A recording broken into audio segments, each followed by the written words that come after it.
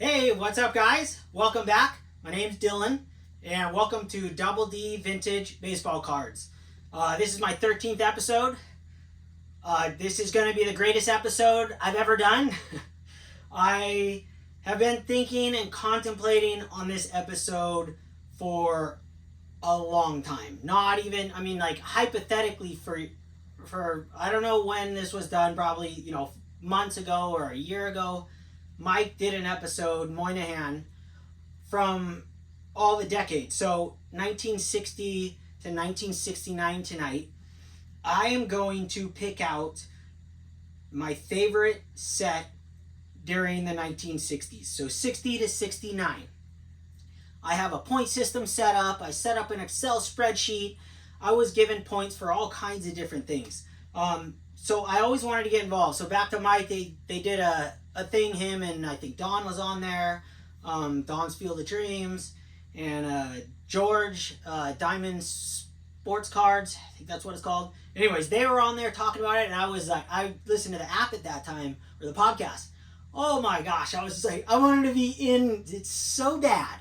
So I've been thinking about doing this. This is before I even did YouTube, just to do. So now that I have people that actually are enjoying my content and watching, and it just excites me. I'm so fired up about this thing. So tonight, you're not going to get this whole view the whole night. I'm not going to make you guys suffer and not look at these beautiful cards right here. I have them in order right now, not from my favorite to worst. This is just in order 1960. I have the base cards up here, one of each, all the way to 1969. And then I have a bunch of cards here down the line that I'm going to show you guys in a couple minutes, so you guys can kind of flash back and play along and pick your favorite set as I talk about these cards and reveal my least favorite to most favorite set and the reasons why, and a bunch of facts that I looked up, and a couple books, and then a bunch of stuff that I found on my own. Probably, half of the stuff I hadn't seen before. I'm sure it's all out there, of course, but just like, oh wow, I didn't know the first year, there's faces on the checklist was 1967. That's epic. Just fun facts like that. All kinds of different facts all the way through. And that also made me think about what my favorite set was. So I did this, and I was going through all these things, and you know how hard it is to pick your favorite set? It's like, it's impossible. So I did so many different little methods and my spreadsheets, and I was like, okay, I got a formula. And then the formula, I would do it all. I go, man, but that doesn't put it like in my mind where I actually want it. So all these different things I did, eventually I just, I have that book that I always talk about that shows every single Topps card ever made, a picture of it, from all the years. You can get different versions of it. And so I just went through there all week, and well, for about 2 weeks now. Since the last video, I've just been going through there, looking at things. Oh yeah, oh wow, that's when that started, and that's when this started.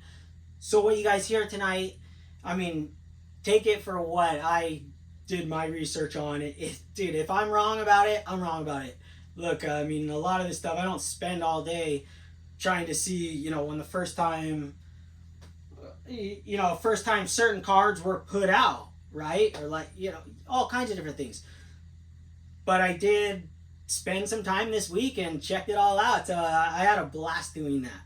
And just more about, so I'm going to do that. And that's going to be the main show the whole night. But before I get into it, I just want to say thank you to everybody out there. Again, I can't thank you guys enough. I love baseball cards. I can't express it enough. I will film this first segment, and then I'm going to watch it, because sometimes I find myself saying dude, I've only re-recorded one time, and I just said that was the most beautiful card I've ever seen, for 20 times in a row. And I was like, oh my gosh, you sound crazy. But that's just how I feel. And now I'm getting that connection from everybody out there, and I really appreciate it. You guys have the same issues I have. It's I don't know what it is about cards. I can guess, I can speculate. It's the history, it's the nostalgia, it's this, it's that. for me, I guess it is the nostalgia, but whatever that nostalgia is, I don't know if it's me playing baseball, me collecting the baseball cards themselves, a million different reasons. But the fact is that I have so much fun with this. It's gonna be so fun to grow old with this hobby, because when I'm done and I can't be as active as I am in my younger self, you know, I'm gonna slow down. I'm gonna come into the office and it's gonna give me something really fun to do. So, you know, something else I just wanted to say. So thank you guys. I appreciate it, and I'm really thrilled you guys are watching. And then one more thing. I know a lot of you guys are super fired up on how organized I am. Well, I haven't shown everything, and everything's always a work in progress. But as you can see, I have a new video format. That's why I'm filming so far away. I didn't know I could do that. It's kind of like the GoPro on the iPhone. And you can video up top. So I'm going to take a run up there and be like, oh man, this is just for fun. And then we're going to dive in. So just bear with me for the next minute. I'm going to run up this ladder. I thought it looked really cool. I'm going to go up there and pretend like I'm searching for something and come down. So organization. So all the cards up there, I'll go up there. I'm going to head up there. Go up my ladder. Yes, I built everything in here. Nobody came in here. This is all custom made. I'm going to do a railing right here. I haven't done that yet. Get up to the top. And I can almost stand up here. Hopefully you guys can still hear me and see me. This has got to be hilarious.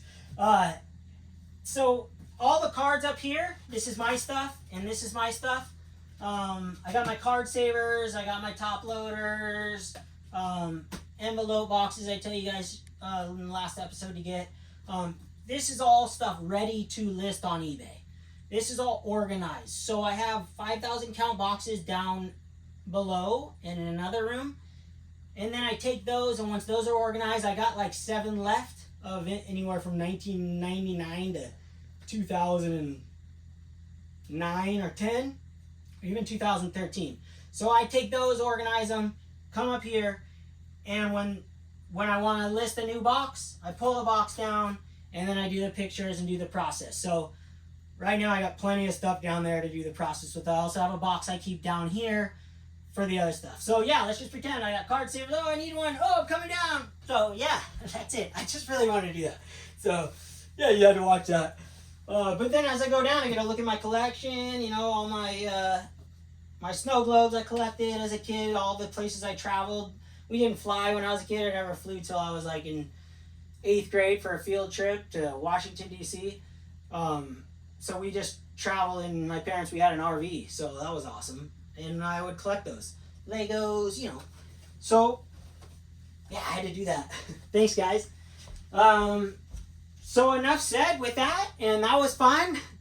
Let's dive in. I'm going to give you guys a close-up of this.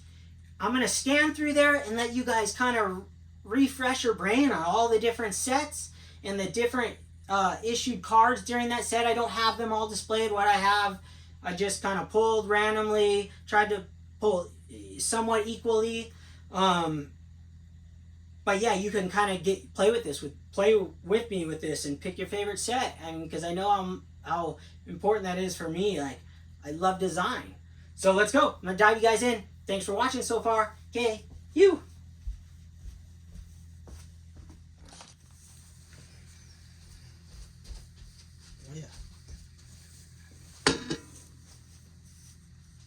All right, guys, welcome back. So I got the video camera on a stand, and I'm standing behind it. I just kind of wanted you guys to kind of get an overview of the cards, so you can see from right here is 1960, 61, 62, and then as you look down, kind of just take a look while I spew some information or whatever, just talk a little more. Each row you'll see, so 60, 1, 2, 3, 4, 5, 6, 7, 8, 1969. I did all base cards on the top. Some happen to be rookies, like the Reggie Jackson, which I should have brought another one out. I have quite a few of these rookies. I forgot I showed that one. I tried to get cards I hadn't showed.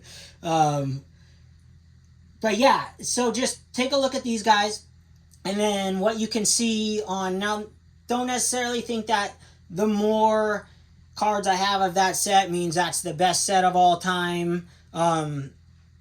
really, that's might be the case. It might not be the case. So don't count that in factor of what I think.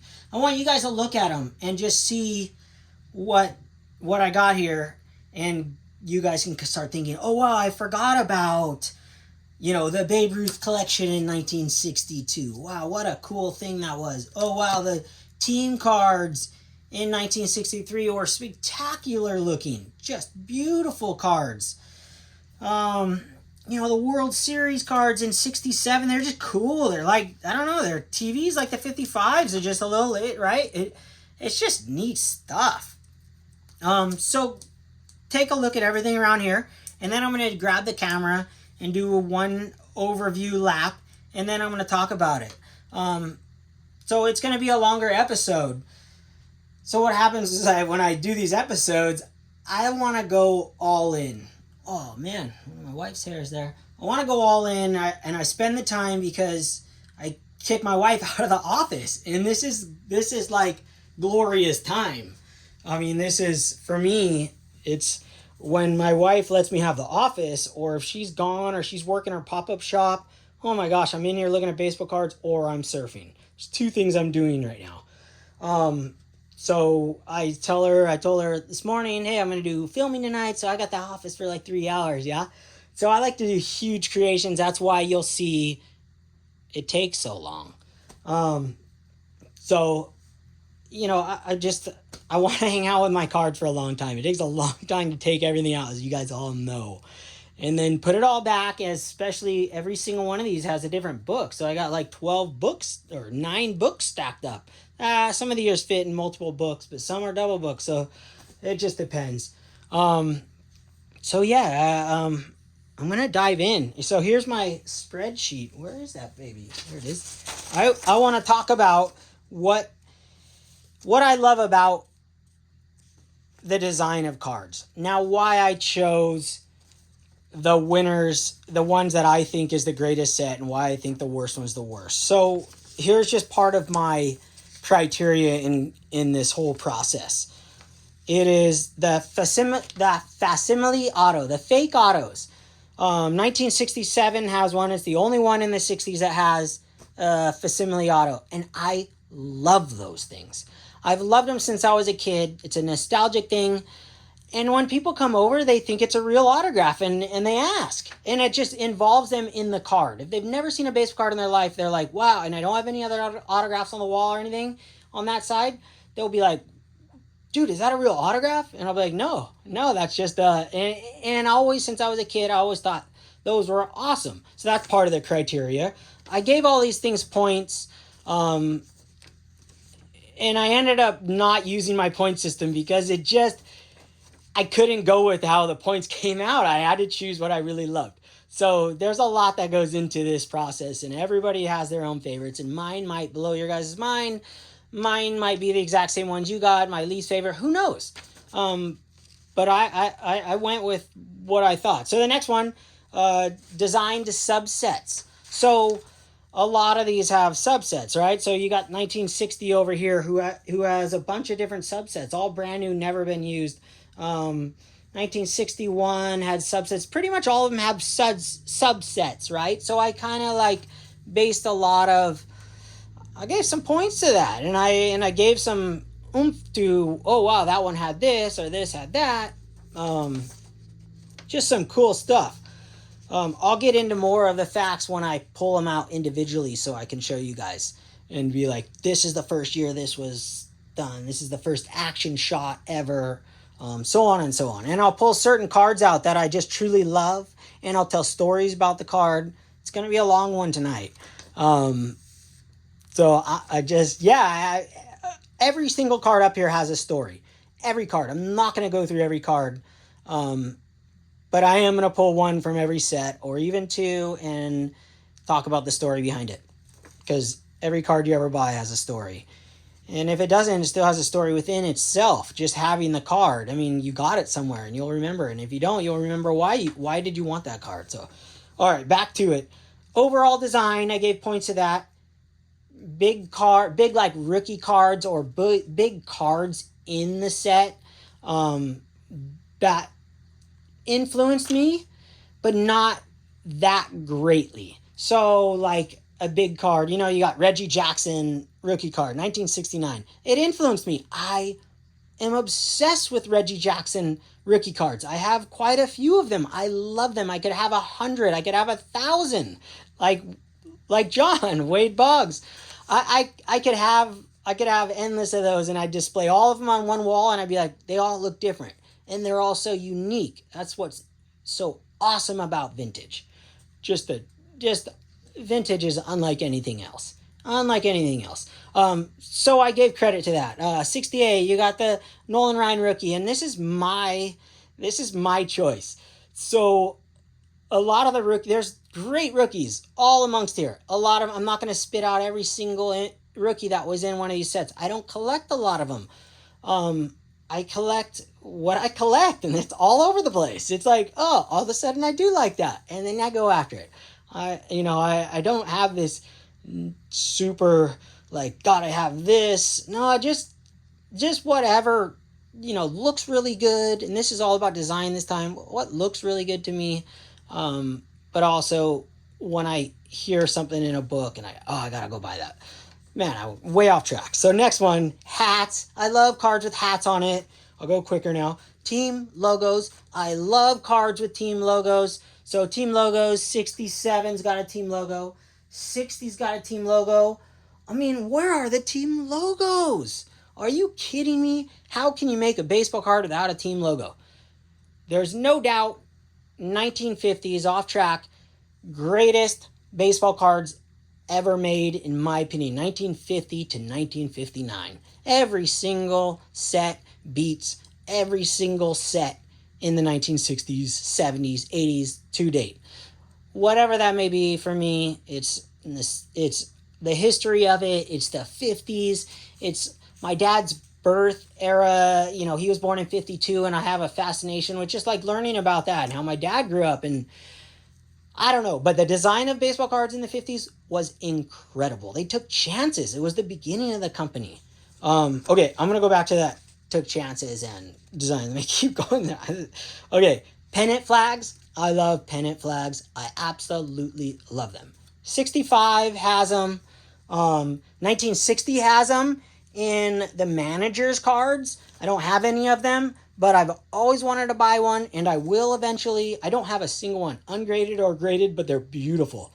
If you have a chance to check them out, 1960 manager's cards they hit almost all the boxes except the autograph. They're beautiful cards. I love them. I'm going to have to get one eventually. Image quality, I love pretty much. I realize they all have great images. Some are duplicated, but I don't care. I mean, I care. I don't want them to be duplicated, but one year doesn't look better than the other. It's like 1960, you got Carl Yastrzemski, and then 1961, you have the same one, but they both are different design cards, and they both work. They're beautiful, and if you don't know they're the same photo, it doesn't matter. To me, the design of the card just pops, and it works on both of them. If they reuse a different image, I don't know, we wouldn't be talking about it. So things like that, and that changed my grading. That changed my process thought. All this stuff. Typography and the font.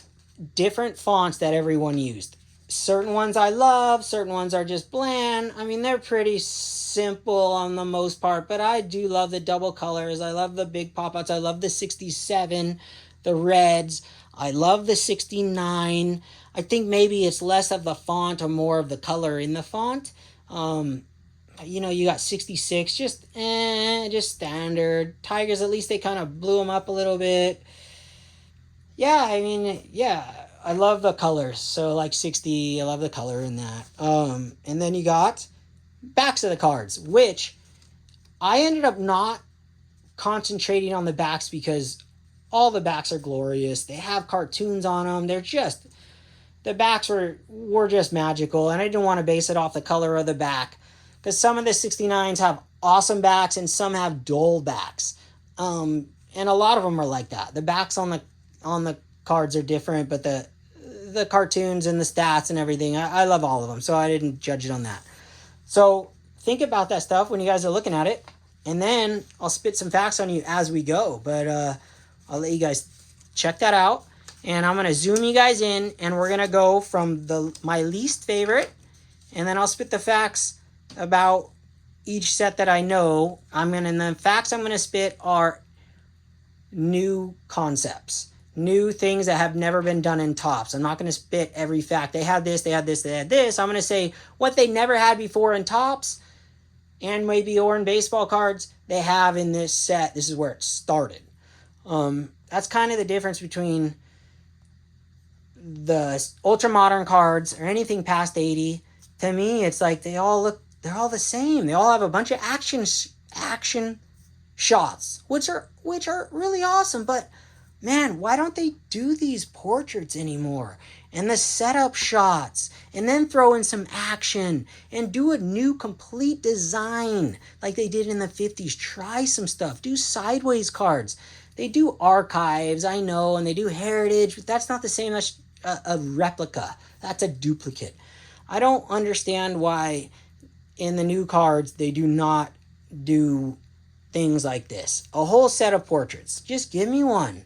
Give me a beautiful set of portraits across the entire thing with logos and just, I don't know. I wish they would do that. Do autographs on those things. There's just so many things that in vintage you get it all. You get the beginning of the true, I don't want to say the true baseball card, but my true baseball card that I grew up collecting. Basically Topps. I love tobacco cards. I love that stuff, and there's nothing taken from that.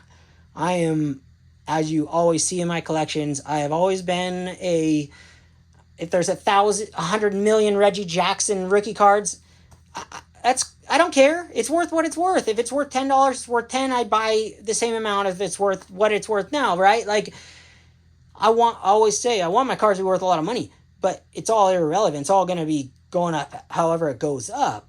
It's not going to change what I like and what I don't like. It might change what I purchase and what I don't purchase. There's always something that I'm going to collect. There's always something to buy. That's always something that is less expensive than the next that has not gone up. And yeah, collections should focus on things, and they go down those roads. I follow roads that become less popular just so you can, you get good deals. You're not spending a bunch of money. Anyways, totally sidetracked. All right, let's dive in. I'm gonna get you guys up close and personal, and I'm gonna go from the least to the best. So get your choices locked in, and I'll see you guys in a second. Okay, shaka. All right, guys, welcome back. You went anywhere. All right, so I'm gonna do close-up view. So let me just test this thing out. It's a practice run. 1963 checklist. Okay, yeah, looking good right here. I'm gonna dive right in. So I hope you guys have chosen at this point and kind of got that in your head on what your favorites are, and kind of refreshed with looking at some random cards. Here we go. My least favorite set from 1960s is, I covered it up so I don't because I changed my mind so much. I made sure I covered up. 1966. And you know what? That does match the cards I have down here. 1966. Sandy Colfax I got right here. Now, 1966 is beautiful. I have no issues with it, obviously. I just chose it last in the 60s. It's just kind of like, they didn't even, I don't know, they didn't match the colors, okay? They didn't match the color. If they matched the colors blue here with the Dodgers hat, I'd give them an extra, give extra credit to it. But otherwise, it's just a strip. Yeah, that there. Nothing crazy special. The back's cool. It's got the, obviously, I love 1966. Don't get me wrong. I also love the price of 1966 cards.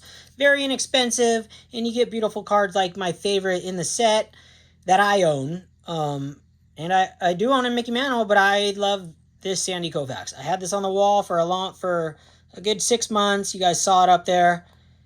It's just a beautiful card. I absolutely love this card. So 1966, nothing struck at me, and everything I did, I didn't find anything like, wow, they did this in 1966. Yeah, there's rookies. I'm not going to name everything. We got, Don Sutton here. reach across here. I have more than 2 cards of 66. I have plenty. But I just chose 2 because I only chose different designs. So you guys have seen this card. So there's a nice Don Sutton. There's more rookies. But, okay. So it doesn't do it for me. It's not the one. It isn't the one. So last place, 1966. I'd assume that's probably on a lot of people's list, looking at the cards without having any checklist in front of you, just looking at them. Yeah, it's beautiful. I would rather that card than a modern card every time. I'd like a mix of that and a mix of some action shots. I'd like a team logo. Not asking for too much. But yeah, so that one doesn't do it for me. So 1966, my least favorite. Next up. 1964. You are my second least favorite set of all time, and I got an Al Kaline. Some beautiful cards in 64. There is the Pete Rose with the cup, which is, one of the greatest cards in Topps ever created. Guaranteed. I mean, top 100 for sure on my list. Probably top 15 or 20 on my list. I'd have to go through my list, but I'll do one of those. This one had this like weird disappearing stuff here, so it didn't have a cartoon. But like I said, I wasn't going to rate the backs because I was really all about the stats as a kid. I loved the cartoons, but I really was a stats guy. I just loved to know exactly what they hit in each year, and I always studied that. So it's fascinating to me. 1964 had some cool cards, but the same thing. I don't think they were really thinking through, they weren't taking a risk. It was just a simple font and simple ideas. I love the 4 Hall of Famers on one card. I mean, this is one of the greatest leaders cards of all time, period. In my book, I love it. But yeah, that's, sorry, 64 lovers out there. It just, I absolutely love it. I have a lot of cards from them, from that year, but the design just doesn't do it for me. There's no team logo on the base card. It just doesn't do it. The colors don't match, the players so much. So yeah, we're moving on. A lot of the colors don't match in the 60s. I don't know if any of them match in the 60s with I'd have to, actually some do, but I don't think they cared about that too much back then, or they didn't pay attention to it. I don't know. But number 8. Okay, moving up. Number 8. Number 8 of my least favorite. This one was tough. Number 8, and on the first 2 are easy for me. Moving on up was really hard because there's some of my favorite cards of all time. Number 2 on my list of all-time cards is in this set. And this set, my 8th favorite set. Wait, why do I have 10? 60. 69.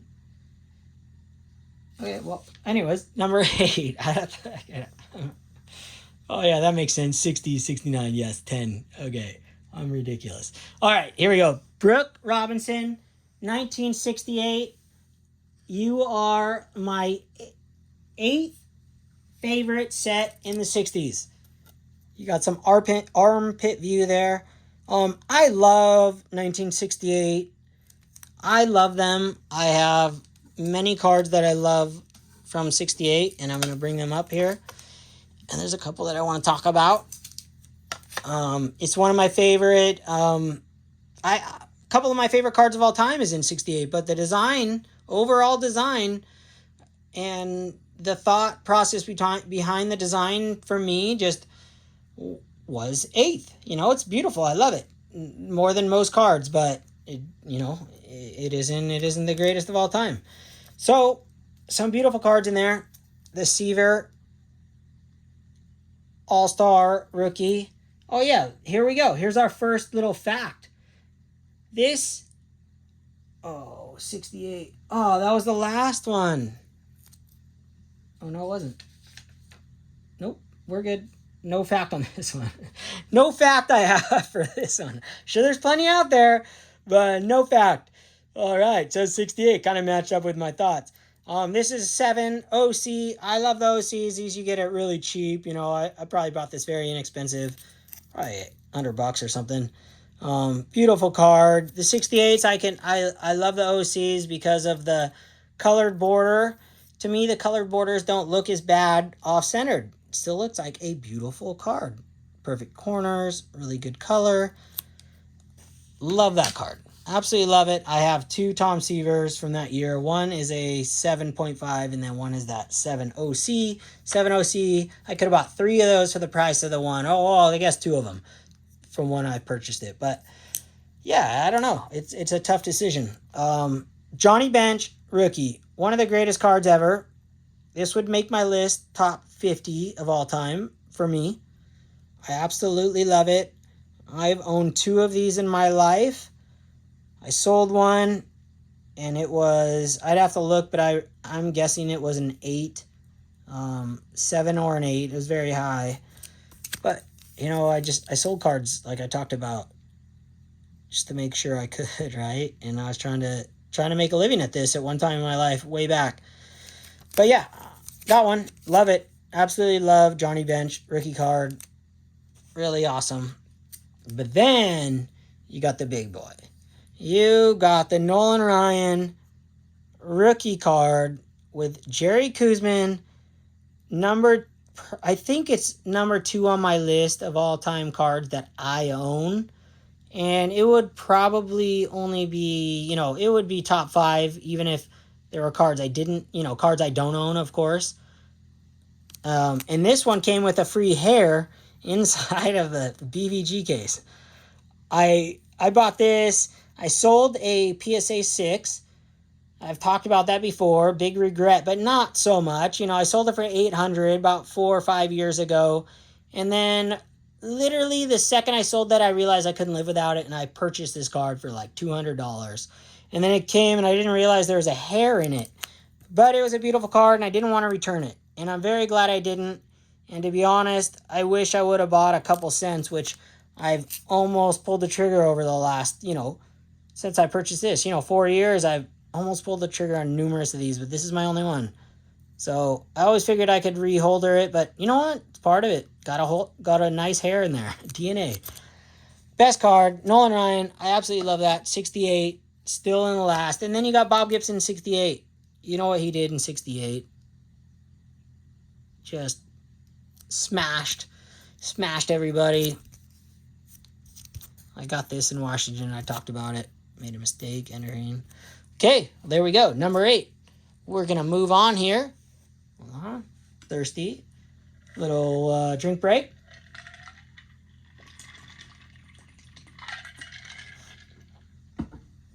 All right, that was number 8. Number 7. What do you guys think it is? This might blow some minds right here.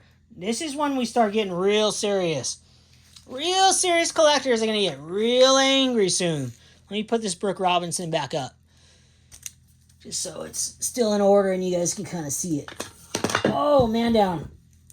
Okay, well, we'll leave him there. It is what it is. At least the card didn't fall. 1963. I got the Eddie Matthews out. I absolutely love 1963, and I'm going to take this card off. I have talked about this card in the past. It's a CTA. I don't know if you guys remember these. I'm guessing this has been with me for 20 years. I thought it was really cool. It came with this printout, which I realize I don't want a printout of every card, but I thought they did a fantastic job with the subgrades and the you knew what the card, where the damage was. And to be quite honest, the grade they gave it, a 7. Let's look at it. Looks like a 7 to me. It looks like a really nice card. I would send this in, and this is either getting a 6 or 7 with PSA. There's 2 dinged corners. I still say this would be a 7, but could be a 6, but the centering is absolutely perfect. Either way, I mean, CTA, I thought you guys did a great job. I'm not sure you guys went bankrupt. I didn't check it out or anything, but absolutely love this card. And I did really love this. I didn't want to carry this with the card all the time. It blocks the back. But if you had something to look up, I know there's companies now you can check it out. I wish I wish the big guys did this. Like, where's the damage? Okay, here it is in the corners. And you got the zones listed, all kinds of things. Edge, you can kind of surface one. Like, oh, I mean, how cool is that? So, and then the zones are up there. I thought that was awesome. And a beautiful card. 63. You are number 7. Number 7 on my list. Doesn't mean I collect less 63s or less 68s. I probably have more 68s, than a lot of these out here. And 63s too. I love 63s. 63, you've got, let me see my facts on 63. It's 1963 I got nothing on 63. It looks like to me they didn't do anything new, just the standard. You got the strikeout leaders, beautiful cards. They did the floating heads, but they had done kind of like a square floating heads in 62. Might have been the first year they did the actual, no, 62 they did floating heads, yeah, so. Yeah, they did.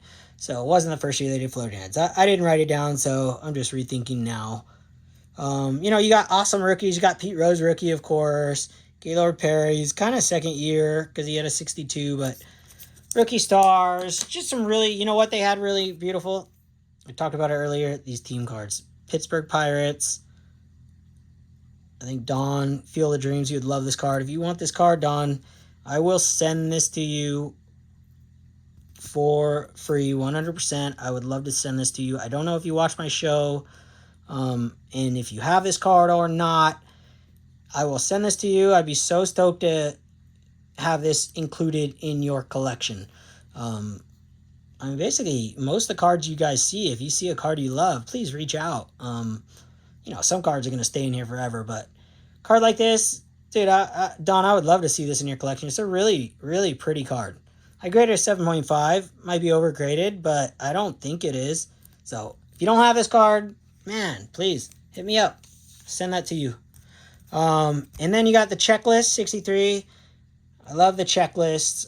And I know Nina S., she requested a long time ago when I first did these, she wanted to see all my collection of the check marks. Well, I wanted to, but I think Nina might be the only one into it. I don't know, but they're in all my different boxes, so I have to grab one from every year.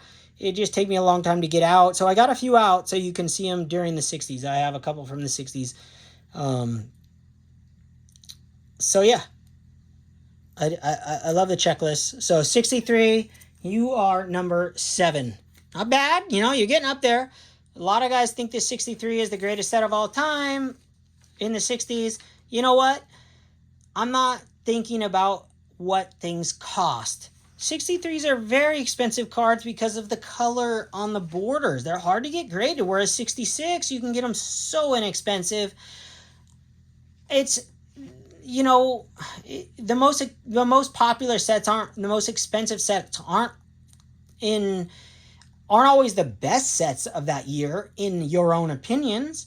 So, some of them are, you're like, oh yeah, everybody loves this, but some are based off of just like, they're hard to grade. 63s, they're hard to get high grades, but they're not going to cost you much more than a 64 if you get a little lower grades, 1 grade lower and you're at about equal. So, something to think about.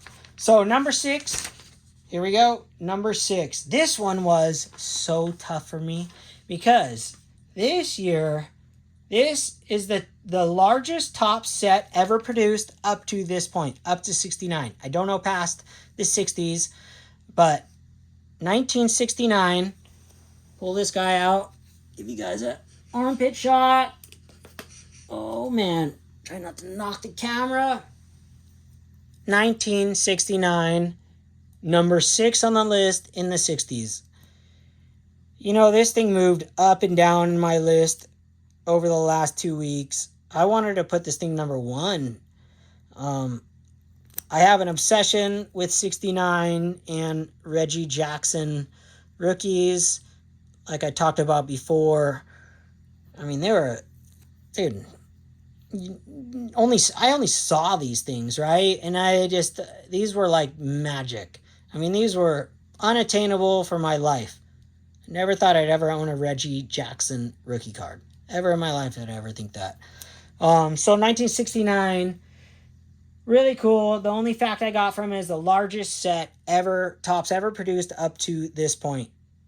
Really cool. Let me grab some of those cards. Put this right there. You guys can see it. Walk over there. There's some really cool cards in 69. I had a hard time putting that this low on the list, believe it or not. But I'm basing this off of design. Off of just pure design. What if you had a Mickey Mantle in every year? Well, what you do. But if you had, whatever, Mike Trout in every year, whatever it is, just design is how I base this thing. And I did all these sub things, but really it came down to, I guess not. Yeah, I did. It came down to design. But anyways, so I'm fouling you guys up here. You got the Topps game, which were awesome. I forgot how these guys came. One in every cello pack or one in every pack or... you're going to have to, I didn't write that down or anything. I'm not 100% sure. You got your leaders cards. Really nice. Rookie cards. I love it. Lou Piniella. Such a cool card to have. And then I absolutely love the Sporting News from 1969. I think the design on these, one of the best design cards in the 60s. If you just graded the 1960s, this would be one of the greatest design cards of all time. This exact card. The green, just marvelous. The back can, you get Pete Rose. Back needed help. That's why nobody collects these. It's funny because everybody loves fronts, but I feel like the only reason these are less valuable is because the backs are just puzzle pieces. I don't know. I don't know what it is. Maybe there's millions of these out there. I mean, I have no idea, but I love the Sporting News 69s. I buy them. I love them. And then 69, you also got World Series Sporting News. I love these cards. Really awesome cards. Really cool backs. Got some stats on there. That's pretty epic. Put those over there. 69. I'm not going to go jam over there since it's not really in the video anyways. Put those right there. And then number 5. Oh, number 5 is going to make some enemies. I just know it because it's a set that has grown on me and probably a lot of you guys out there. But it hasn't grown up the list as far as I love it more. It's just grown on me wow, it really is a nice set. It's a very, very pleasant looking set. Terry shows a lot of these and he loves them and they are beautiful. So 1961. Sorry guys, but it's number 5 on my list in the 60s. Very beautiful, beautiful photos, beautiful cards. Really nice looking design.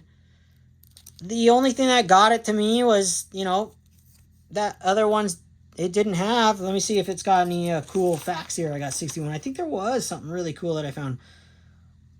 Oh, these were the first time they had a separate numbered checklist. So before, I think it was team checklist, and they had all the names on there. And this year, 61, was the first year they had a checklist, but no, I think it was team checklist, but I have to double check, but no checklist person, but I think you get the point, but I could be wrong there. 61, there's no, there's no team logos. It's a very simple, very elegant, I guess I would put it, very clean, nice cards, but just doesn't, still number 5. That's pretty amazing. Let's see some of the cards from there. So 61 has some awesome subsets. Let me get a stack right here. Let's toss them in here.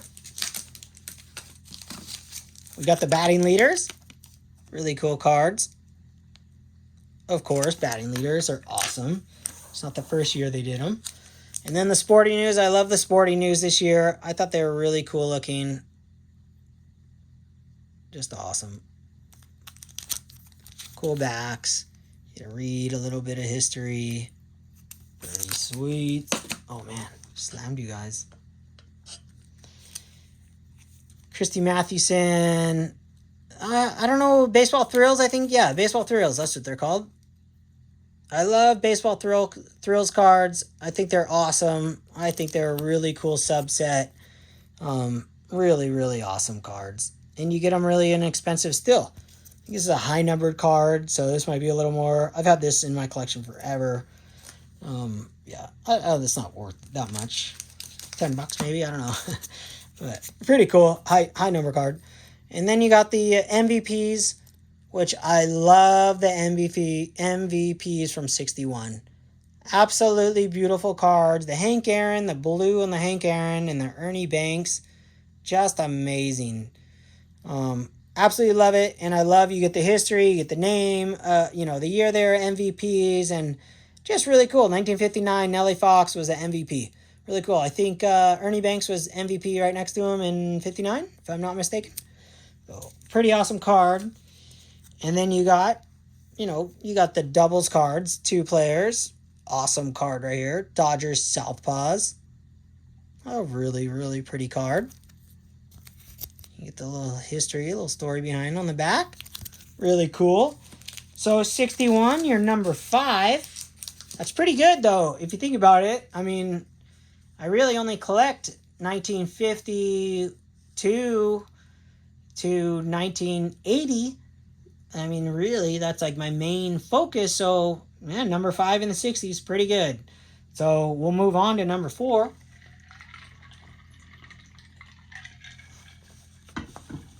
Another sip here. Oh, man. This was tough, you guys. Gosh, it's so tough from this point forward. I want to be like, no, this is my number 1, or this is it. But it makes sense. Okay, number 4. You guys are probably blown away this has got this far. I think a lot of you guys are going to underplay this. 1967 tops. And I think a reason why that people like downplay 67 tops, or in my mind people downplay it, or maybe I'm just thinking about the market downplays it, because it's inexpensive set. It's a very inexpensive set to own. I don't know, centering's not a crazy huge it's tough. Hold on, let me see how I put this. They need to be centered. They look very good centered, but they're not like extremely tough to get centered. And they have white borders, so the chipping's not a problem.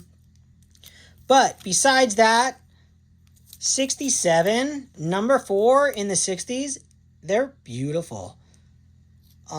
They have the facsimile auto. I just love those things. As a kid, that was almost second to none. Like that was it. Like 75 tops. It was like number 1. You're like, whoa, that's his autograph. That's so sick. And 67 for me, it looks a lot like the 57. And if you're not familiar with baseball cards, or you're just like looking through it, it's got a lot of similarities. You got the facsimile auto on this, and you don't on the 57, but just kind of the design of it. And I wonder if they thought that through at Topps, like, 10-year anniversary, let's kind of make a 57, like a new version of it. But that's how I kind of see it. I like the typography here. I like the font. It's cool with the colors. I wish they would have spent more time on colors and matched colors back in the 60s too. If this was red, it wouldn't have been that difficult. If they could do this, they could do that in the 60s. Come on, guys. There's no pennant on this one. There's no team logo minus the team logo on the hat, which is a plus, and I think that's how they saw it. Obviously, I love that. They only in the 1972 do they not list the position of the player. But, yeah, this is a beautiful card. So, number 4 on my list. Let's check out the other ones. 67 has a lot of cool stuff. 67. Let me see my notes here. You got the first facsimile auto since 1956. So this is the first time this has ever showed up since 1956. That's really cool to know. And then, yeah, that's all I got for that. I'm sure there's a million more, but that's what I pulled. Let's see. We got a lot of cool cards, though, from 67. Just some really cool cards. Oh, dang half I'm getting over here. So we got the combo cards. These are awesome. This is a Fence Busters. There's so many cool ones in the set. This is a low grade. Hall of Famer, Willie Mays, William Mccovey, Giants. I just love it. Absolutely love it. Little story on the back. Cool stuff. Showed you guys this earlier. 67. The World Series cards. A lot of them have the World Series cards in them. I love the design of this. Love the back. It has the stats of the game. Number 2. Just fantastic. And then you got the leaders cards, which I absolutely love. You know that with the history behind it. What's not to love about them? Whoa, what do we got here? 66. I'm like, that doesn't look right. That was in the wrong pile. I'm like, wait a second. This is right. 67. So almost looks exactly like the 66, and I haven't got those confused before. So leaders card, standard, nothing crazy. Topps didn't go nuts on that one. I think they got their design from 57, and they added the auto, changed it up a little bit. So we'll go with that right there. Let me see. I'll put that up. You guys can still look at it. Oh, nice one. Okay, next up, number 3. Almost there, you guys. Number 3. I'm not ready to be there yet. I want to keep talking about him. Number 3. Oh, my gosh. I can't believe I put this number 3. Gosh, this was number 1 at one time. But then I started going through them and looking through, and it just changed. Number 3 of all time. 1965. 1965. The design. There's only... Here's what I have wrong with the design. There's almost... Everything's so beautiful on this card. But there's 2 things I would have done differently. I would have matched the color with the color of the team. So this would be a black, and then you have the Yankees. And then I would have also done a facsimile auto on here. So if I had my wish, this would be number 1. If it only matched the color to the team and had a facsimile auto on there, this would be the pinnacle of baseball cards for me. You know, like the 50s. I feel like every single set in the 50s is one of those that they're just mind-blowing.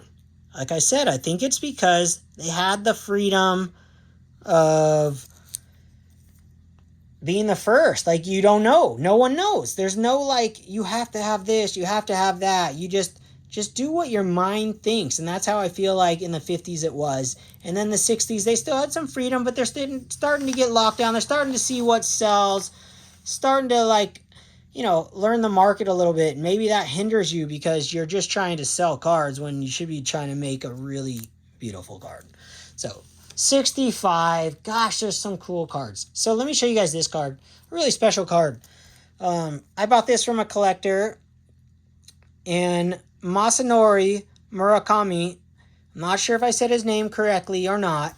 I wrote it on here so you guys can see it. I have in my notes. First Japanese player in MLB history. Just really cool. And this was pointed out to me about 4 or 5 years ago from a collector that I have purchased cards from over where I live. And he pointed that out. He's like, dude, this is the first Japanese player ever. And I bought my Duke from him. And so I respect all the knowledge that he has had. He's owned a card shop in the past, and just a really awesome guy. So he showed me this card, so I bought this from him. It was in his collection. I paid $25 for this. I think I probably could get this for $10. But it's where I purchased the card and how I got it and the interaction. And I've bought a lot of cards from him over the years. And you don't mind paying an extra $10, $15 for a card like this. When you get the history behind it, it's just so cool. This is one of those special cards. So it was hard for me to rate 65, in the number 3 spot. Because this card alone and the design of the 65, gosh, just so nice. And then you got the Mantels Clutch Home Run. It's one of my favorite Mantle cards. I love this card. I have a couple. I have one on the wall right now. And then I got this one from a collector over here. So I had the 8, and then I go, oh, dude, that 6 almost looks it's more centered than the 8. Doesn't look quite as good when you get them up close. But centering's better on this one. I love this card. World Series card. Let me see, 67. We got some things going on in 60s, or 65, sorry. Got some things going on in 65. we have the very first nothing. Nothing. I thought it was on my list. Yeah, nothing. We got nothing 65. They just, yeah, well, there you go. So it's number 3. I think the other ones have more stuff. 65, nothing really of its first, you know.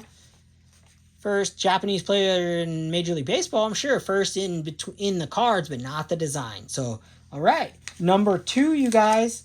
Oh, almost there. Number 2. Whoo. Once you know number 2, you know number 1. So, number 2 is 1962 Topps. Just a beautiful set. A lot of people are going to be like, what, 62? But when you look at a 62, they're marvelous. It's the design of it. When you first look at it, you're like, okay, you got the wood border like a 87. But when you look at it again, it's nothing like the 87. This is 1962, and they have this 3D art, like roll up of the photo or the card on top of the card, and it's like rolling up, and they have marvelous photos, and the wood is like this dark wood. It's just magical.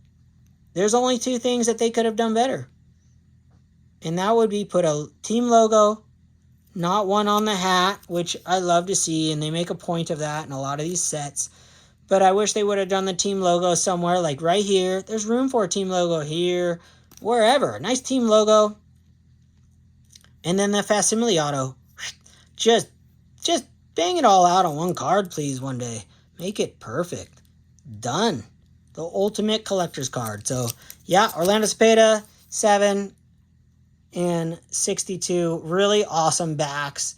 Yeah, I guess I could have judged the backs, but not really. I love all the backs, as long as they got some stats on it. They got a cartoon. Like, this one's awesome up here, but I wish they had more of the stats instead of 1 year and the overall. You know, I like the multiple, but I do love this. And, yeah, so too hard for me to judge the backs on these.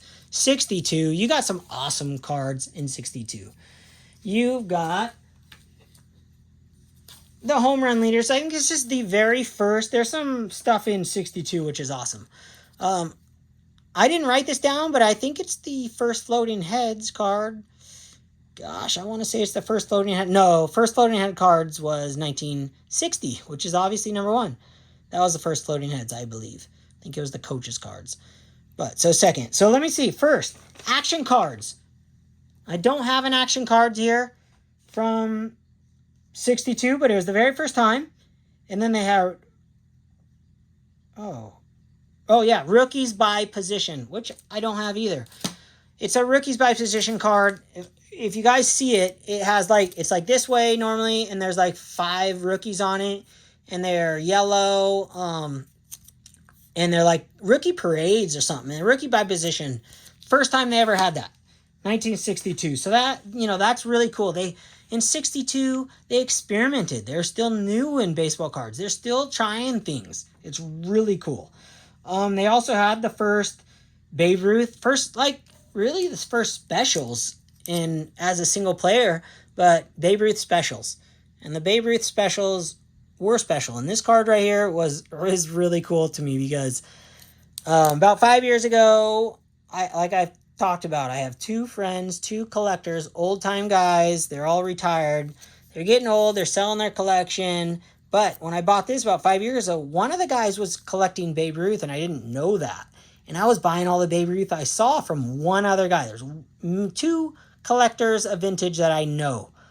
And the guy was buying Babe Ruths, and I had bought this, and then I bought a couple others, and he was all bummed. And I go, oh, you collect Babe Ruth? I go, I didn't know that. We hadn't talked. We'd seen each other a bunch. And so he goes, so I go, dude, I won't buy another Babe Ruth card as long as you're collecting and buying cards. I told him what I collect, so we made a pact. So this is the last Babe. I offered to sell them, you know, give it to him for the price I just paid, and he goes, no, you keep it. He got like 6 other ones. Anyways, I talked to him now, and I bought a bunch of cards from him. He's selling his collection. So now he's selling me his cards, the ones that I didn't get. All these Babe Ruth cool cards. This one I got back then, but on Friday, there's another card show, which I'm super excited about. You guys go to card shows all the time, most of you, but I haven't been to one in like at least 4 months, and there's only 2 tables with vintage, and they're both my friends that I know, old guys. That's it, and I'm the only guy who likes vintage where I live that we've ever seen, so that's also a plus. But I haven't been to a real card show in a long time. So he said he's going to bring all the other ones, so I'm really excited. So you got those, and then you got the Manager's Dreams cards. Just awesome cards. Super awesome cards. I mean, this Mickey Mantle, Willie Mays. One of the greatest cards ever. Right here. Story on the back. Just magical. Sporting news. Absolutely love 62. Love the sporting news. You know, it's not a perfect set. It's number 2. Even number 1's not perfect. But it's close. All right, 62. So you guys know my 61. My number 1 set of all time, 1960 tops. In the 1960s. Not my number 1 set of all times, in the 1960s. And I got an Eddie Matthews here. I have a bunch of 60s cards. I love the design. Let me talk negative on the design. Negative, there's no auto, facsimile auto, and that's pretty much it. I mean, I guess I would put the colors don't always match perfectly with the team. I wish this was a red, or I guess it's a blue. I have to look a little more, but they don't match perfectly. I wish they would have spent a little more time on that. I love the colors. I love the different colors in the font. I love this black and white photo of the player with the color behind it, and then you've got the photograph there, and you got the most epic logos ever in baseball back then. Just the coolest logos. And then you have the coolest backs. I mean, what is not to like about the back of this card? How cool is that? Hey, Ed, cut it out. Ed just hit him in the eyeball in the bleachers. Ed was the NL Homer King last year. So I guess he was the home run king in 1959. There we go. Pretty cool facts. So 1960, there's just nothing not to like about 1960. And, 1960. 1960 was the first time they ever did coaches cards. Cards like with the coaches on them. Not the managers, but the coaches. So that's pretty awesome. And I believe this might be the first time they did floating heads. Could be wrong about this, but first time they did it in the 60s. I can tell you that. So those are really cool cards. I love those cards. And obviously this is the only sideways set they ever did in the 60s. You know, they did, subsets, but only base card, sideways card. I wish they would do more sideways cards, a full set of it. I think they're scared. I think they're scared to do cards like they did in the vintage era. I don't understand that because we connected with them. Why wouldn't modern? Do a whole set of sideways posed photos in modern. It would be so cool to see. I think kids would love that. And then you do the specials, all the inserts with the action shots. It'd be awesome. Next one. First time they ever did World Series cards. These guys. They do these a bunch. First time they ever did it. I absolutely love this card. Gil Hodges. I love the logos right here. I just love this card. It's awesome. Beautiful. You got the stats of the World Series, game number 4. Just really cool. And then you also got the first ever All-Star Cups, I believe. So correct me if I'm wrong, but 1960, first time ever All-Star Cups. And what a beautiful design this is. Nothing beats this. This is my favorite rookie cups of all time. 1960, William Mccovey. You just can't go wrong. Little facsimile auto, and then his logo's up there, but if he had his logo somewhere else, oh my gosh, it's just it. That's it. The pinnacle of cards. Love this card so much. Such a magical card. Really nice looking card too within itself. And then you got, are you kidding me? The Yastrzemski rookie card. Just a beautiful card. I just love this card. This would go on my list, top 25 of all time. Everything about this card's perfect. The colors match. Whether they obviously didn't mean to match the Boston, the colors, but it does match, and it happens to be one of the greatest players to ever play baseball. So they timed that perfectly. Everything is perfect about this card. One facsimile auto, somewhere here or something. Done. I mean, they got oh man, they could have made it even better. Maybe just for me, but gosh, so sick, yeah? Such a beautiful card. And then, in 1960, the All-Star cards. Not the first year they did these, but it was the best year. This and 58, but this year to me is the greatest All-Star set ever created. Something about it, it looks vintage. I've talked about this before. I have a few of these. The Eddie Matthews I've talked about. One of the first vintage cards I ever purchased, so that might have a lot to do with it, but I don't think so. Even if I never saw baseball cards and I saw this card, I'd be like, wow, it's really nice. My wife loves this card. Just beautiful, beautiful design. So yeah, 1960, that's it. 1960, number one. So number one, 60, 62, 65, 67, 61, 69, 63, 68, 64, and 66. Well, there you guys go. Gosh, I hope you guys enjoyed that. I know it was a long one, but you know what? I get the room for so long, and it is what it is. If you guys want to watch, that's awesome. I understand it can get long, but I just love doing things like that. So my next thought would be, is if anybody's interested in doing like a 1970s run or a 1950s run with me live. I've never done a live thing. I'm not committing to it right now, but I'm throwing it out there, just thinking of throwing the hook out there. If anyone has watched it this far and they're interested in doing something like that with me, and we can both pull out our designs at the same time. Doesn't have to be, we don't, whatever it ends up being. I've never done a live thing before, and I'm scared of it, but I want to do it. It sounds fun to me. I want to talk to somebody while I'm making a video. I think it'd be awesome. Every time someone goes live, I'm on a different time frame, so I'm 3 hours different than everybody. So it's like, oh, it's over, and I just get home, right? So if we time it out and I plan it out, it would be really fun. So hit me up, send me a comment if you are into doing one live, even if it's on your channel. Even better, because I don't know how to really set this up, or someone wants to teach me how to set up the live thing. I'm down. And the 50s are impossible to get wrong. So 70s too, if you want to do the 70s, dude, that's more of, that's up in there. That's like the 60s, but 50s you can't get wrong. Every single set is amazing.